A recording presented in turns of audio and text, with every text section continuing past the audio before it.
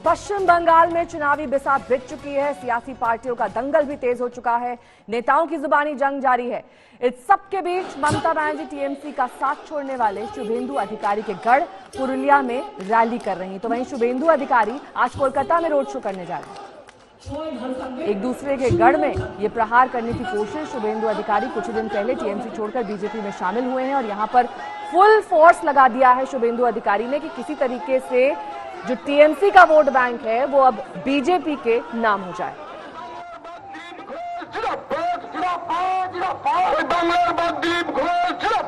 ममता बनर्जी का भी शक्ति प्रदर्शन बंगाल में बीते कई महीनों से जारी है। तो सियासत बखूबी हो रही है क्योंकि जल्द चुनाव होने वाले हैं पश्चिम बंगाल।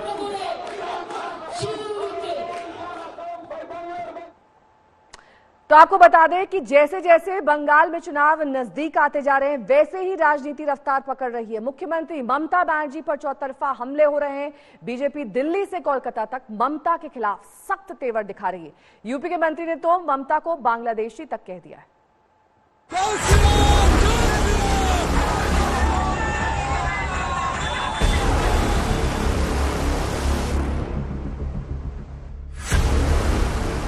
ममता बनर्जी पूरी तरीके से बांग्लादेशी हो गई हैं। ममता बनर्जी का भारतीयता में, भारतीय संघ में कोई विश्वास नहीं है। जो इस्लामिक आतंकवादी हैं बांग्लादेश के, उनके इशारे पर वो काम कर रही हैं। यूपी के मंत्री बोले ममता बनर्जी बांग्लादेशी हैं। ममता बनर्जी पूरी तरीके से बांग्लादेशी हो गई हैं। ममता बनर्जी का भारतीयता में, भारतीय संघ में कोई विश्वास नहीं है। बीजेपी बोली बंगाल में कोरोना के टीके की चोरी हो रही है।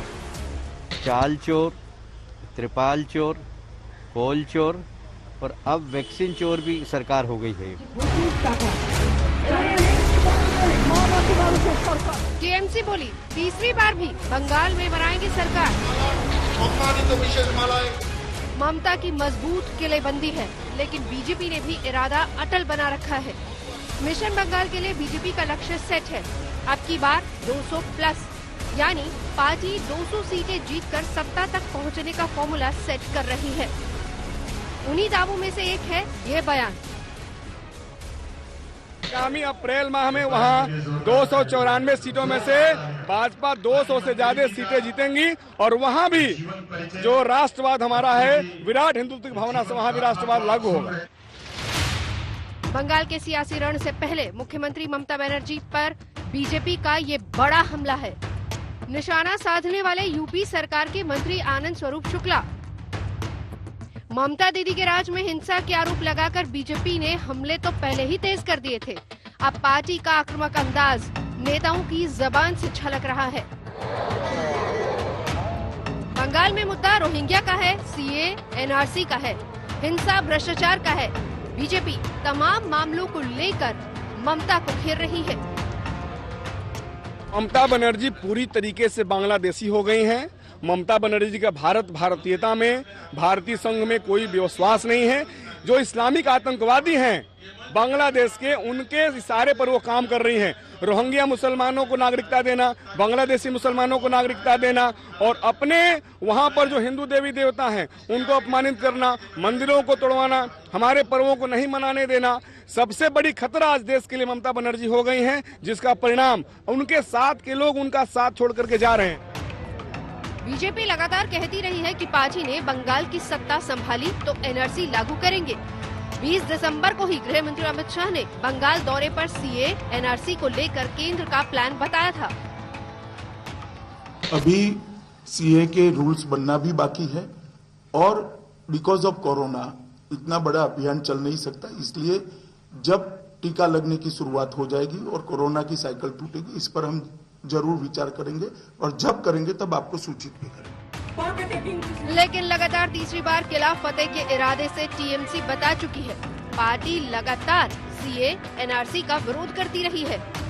अभी एक दिन पहले ही टीएमसी के सांसद कल्याण बनर्जी ने बीजेपी पर गंभीर आरोप लगा दिए।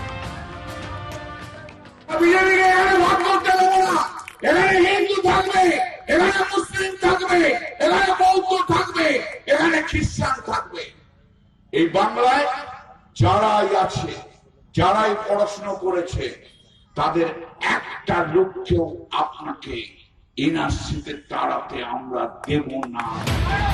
बीजेपी की हर आक्रामक रणनीति की काट के लिए टीएमसी वैसा ही रुख अपना रही है। पार्टी के तमाम नेताओं के निशाने पर बीजेपी है। अभी हाल ही में पार्टी सांसद नुसरत जहां ने बीजेपी को कोरोना वायरस से ज्यादा डेंजरस बता दिया।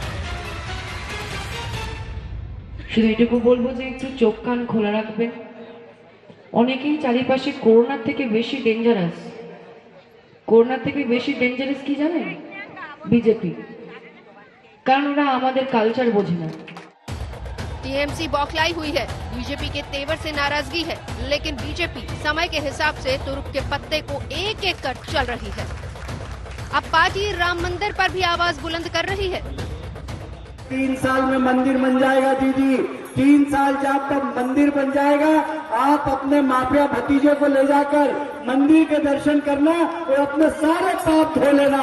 ये काम भारतीय जनता पार्टी की सरकार कर रही है। राम मंदिर के साथ साथ बीजेपी ने कई मुद्दों पर ममता सरकार को घेरा। ऐसे में बंगाल की लड़ाई की और जोरदार होने की आहट होने लगी है। मुर्शिदाबाद से गोपाल ठाकुर और कोलकाता से श्याम सुंदर घोष के साथ इंद्रजीत कुंडू, आज तक।